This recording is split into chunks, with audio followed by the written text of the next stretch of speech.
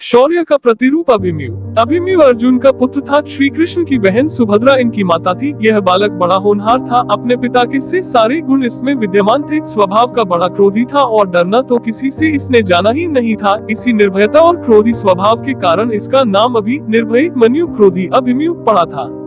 अर्जुन ने धनुर्वेद का सारा ज्ञान इसको दिया था। अन्य अस्त्र शस्त्र चलाना भी इसने सीखा था। पराक्रम में ये किसी वीर से भी कम नहीं था। 16 वर्ष की अवस्था में ही अच्छे अच्छे सेनानियों को चुनौती देने की शक्ति और सामर्थ्य इसमें थी। इसकी मुखाकृति और शरीर का डील डोल भी साधारण योद्धा का सा था। वृषभ के समान ऊंचे और भरे हुए कंधे थे। उभरा वक्षस्थल था और आंखों में एक जोश था।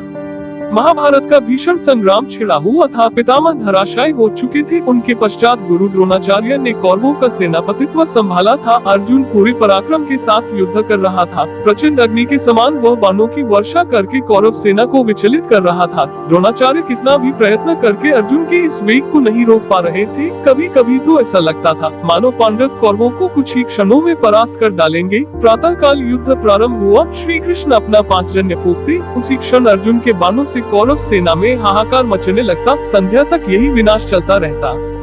दुर्योधन ने इससे चिंतित होकर गुरु द्रोणाचार्य से कहा, हे आचार्य, यदि पांडवों की इस गति को नहीं रोका गया तो कौरव सेना किसी भी क्षण विचलित होकर युद्ध भूमि से भाग खड़ी होगी। अतः कोई ऐसा उपाय करिए जिससे पांडवों की इस बढ़ती शक्ति को रोका जाए और अर्जुन के सारे प्रयत्नों को निष्फल किया जाए। दुर्योधन को इस प्रकार चिंतित देखकर गुरु द्रोणाचार्य ने किसी प्रकार अर्जुन को युद्ध भूमि से हटा देने का उपाय सोचा। दुर्योधन के कहने से संशप्तकों ने कुरुक्षेत्र से दूर अर्जुन को युद्ध के लिए चुनौती दी। अर्जुन उनसे लड़ने को चला गया। उसके पीछे से द्रोणाचार्य ने चक्रव्यूह की रचना की और युधिष्ठिर के पास संवाद भिजवाया कि या तो पांडव आकर कौरव सेना के इस चक्रव्यूह को तोड़े, यह अपनी पराजय स्वीकार करे।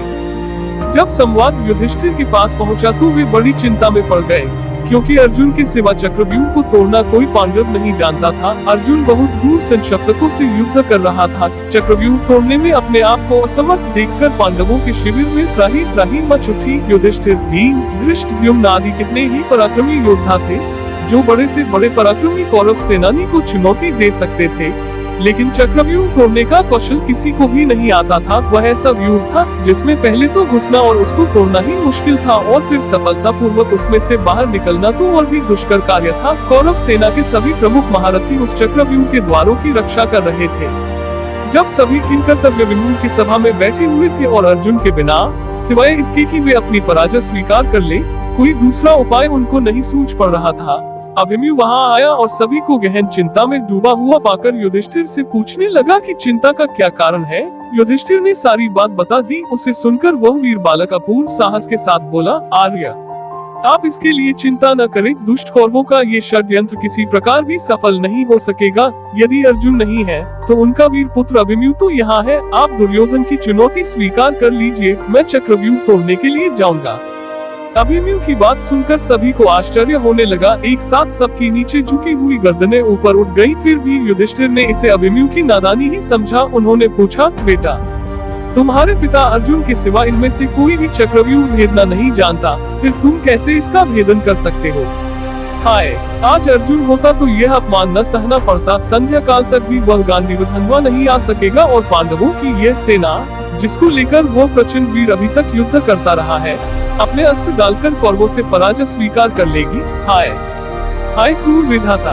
ये कहकर युधिष्ठिर अधीर हो उठे। उसी क्षण अभिमन्यु ने सिंह की तरह गरजकर कहा, आर्य, आप मुझे बालक न समझे। मेरे रहते पांडवों का गौरव कभी नहीं मिट सकता। मैं चक्रव्यूह को भेदना जानता हूँ। पिता ने मुझे चक्रव्यूह के भीतर घुसने की क्रिया तो बतला दी थी, लेकिन उससे बाहर निकलना नहीं बताया था। आप किसी प्रकार चिंता न करें। मैं अपने पराक्रम पर विश्वास करके चक्रव्यूह को तोड़ूंगा और उससे बाहर भी निकल आऊंगा। आप चुनौती स्वीकार कर लीजिए और युद्ध के लिए मुझे आज्ञा देकर शंख बजा दीजिए। उस दुर्योधन को संदेश भिजवा दीजिए कि वीर धनंजय का पुत्र अभिमन्यु उनकी सारी चाल को निष्फल करने के लिए आ रहा है। कितनी ही बार अभिमन्यु ने इसके लिए हठ किया, परिस्थिति भी कुछ ऐसी थी। युधिष्ठिर ने उसको आज्ञा दे दी। अभिमन्यु अपना धनुष लेकर युद्ध भूमि की ओर चल दिया। उसकी रक्षा के लिए भीमसेन, धृष्टद्युम्न और सात्यकी चले। चक्रव्यूह के पास पहुंचकर अभिमन्यु ने बाणों की वर्षा करना आरंभ कर दिया और शीघ्र ही अपने पराक्रम से उसने पहले द्वार को तोड़ दिया और वह तीर की सी गति से व्यूह के अंदर घुस गया। लेकिन भीमसेन, सात्यकी और धृष्टद्युम्न उसके पीछे व्यूह में नहीं घुस पाए। उन्होंने कितना ही पराक्रम दिखाया, लेकिन जयद्रथ ने उनको रोक लिया और वहीं से अभिमन्यु अकेला रह गया। अर्जुन का वह वीर पुत्र अद्भुत योद्धा था। व्यूह के द्वार पर उसे अनेक योद्धाओं से भीषण युद्ध करना पड़ा था, लेकिन उसका पराक्रम प्रचंड अग्नि के समान था। जो कोई उसके सामने आता था या तो धराशायी हो जाता या विचलित होकर भाग जाता था। इस तरह व्यूह के प्रत्येक द्वार को वह तोड़ना चला जा रहा था। कौरवों के महारथियों ने उस वीर बालक को दबाने का कितना ही प्रयत्न किया, लेकिन वे किसी प्रकार भी उसे अपने वश में नहीं कर पाए। उसके तीक्ष्ण बाणों की मार से व्याकुल होकर दुर्योधन ने गुरु द्रोणाचार्य से कहा, हे आचार्य, अर्जुन का ये वीर बालक चारों ओर विचर रहा है और हम कितना भी प्रयत्न करके इसकी भीषण गति को नहीं रोक पाते हैं। एक के बाद एक सभी द्वारों को इसने तोड़ दिया है। ये तो अर्जुन के समान ही युद्ध कुशल और पराक्रमी निकला। अब तो पांडवों को किसी प्रकार पराजित नहीं किया जा सकता। इसी प्रकार कर्ण ने भी घबराकर द्रोणाचार्य से कहा, हे गुरुदेव, इस पराक्रमी बालक की गति देखकर तो मुझको भी आश्चर्य हो रहा है। इसके तीक्ष्ण बाण मेरे हृदय को व्याकुल कर रहे हैं। ये ठीक अपने पिता अर्जुन के समान ही है। यदि किसी प्रकार इसको न रोका गया तो हमारी यह चाल व्यर्थ चली जाएगी। अतः किसी तरह से इसको चक्रव्यूह से जीवित नहीं निकलने देना चाहिए। द्रोणाचार्य अभिमन्यु की वीरता देखकर कुछ क्षणों के लिए चिंता में डूबे रहे। अर्जुन के उस वीर पुत्र के कर्ण, दू, शासन आदि महारथियों को पराजित कर दिया था और राक्षस अलम्बुश को युद्धभूमि से खदेड़कर बृहद्बल को तो जान से मार डाला था। दुर्योधन के सामने ही उसके बेटे लक्ष्मण को भी उसने मार डाला था। बड़े बड़े शूरवीर खड़े देखते रह गए और वह प्रचंड अग्नि की लपट की तरह सबको भस्म करता हुआ चक्रव्यूह को तोड़कर अंदर घुस गया।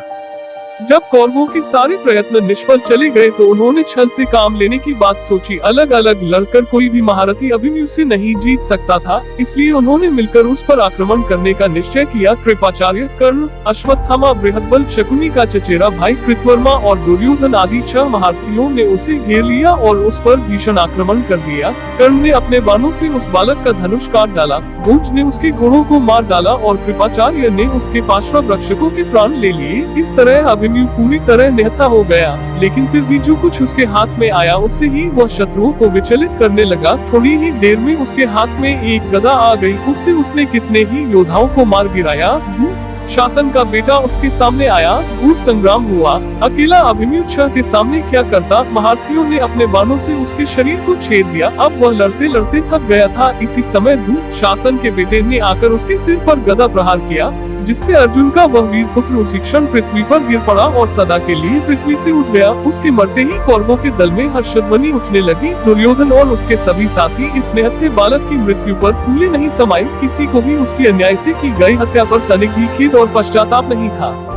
जब अभिमन्यु की मृत्यु का समाचार पांडव दल में पहुंचा तो युधिष्ठिर शोक से व्याकुल हो उठे। अर्जुन की अनुपस्थिति में उन्होंने उसके लाल को युद्धभूमि में भेज दिया था। अब उनके आने पर वे उसको क्या उत्तर देंगे, इसका संताप उनके हृदय को व्याकुल कर रहा था। भीम भी अपने भतीजे की मृत्यु पर रोने लगा। वीर अभिमन्यु की मृत्यु से पांडवों के पूरे शिविर में हाहाकार मच गया।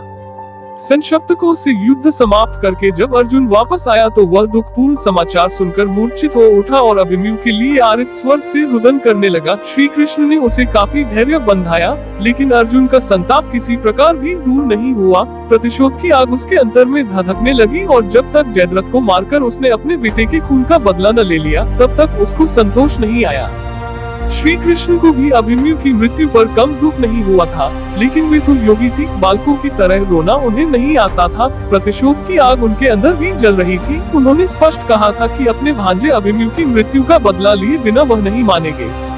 अभिमन्यु की स्त्री का नाम उत्तरा था। वह मत्स्य नरेश विराट की पुत्री थी। अज्ञातवास के समय अर्जुन विराट के यहाँ उत्तरा को नाचने गाने की शिक्षा देते थे। बाद में विराट को सारा हाल मालूम हो गया था, इसलिए लोकापवाद के डर से वे अपनी पुत्री का विवाह अर्जुन के सिवा किसी अन्य पुरुष के साथ नहीं करना चाहते थे। अर्जुन के स्वीकार न करने पर विराट ने उत्तरा का विवाह उसी के पुत्र अभिमन्यु के साथ कर दिया। इन दोनों का विवाह बाल्यावस्था में ही हो गया था। उस युग में बाल विवाह की प्रथा तो इतनी प्रचलित नहीं थी, लेकिन विवाह के पीछे राजनीतिक कारण निहित था। पांडवों को इसके पश्चात मत्स्य नरेश से हर प्रकार की सहायता मिल सकती थी।